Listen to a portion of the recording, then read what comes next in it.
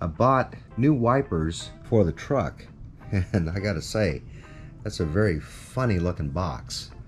Usually when you go to the store, you just get them out of the blister packs. Look at that, that looks pretty cool. Gonna put them on the truck. So these have seen better days. And when they're squeaking, and these are hard. So let's go ahead and replace them with these. That's got a clip right here that you just have to squeeze and then pull it that way. Pretty simple. You have to move that like that. Slide that dude in. Lock it in place. And then we take that green protective deal off the wiper.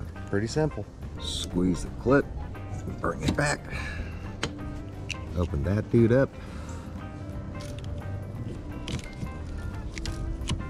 Hook it there, close it.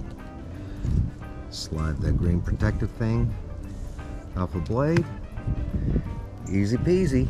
So that'll allow the windshield wipers to work without squeaking all over the place.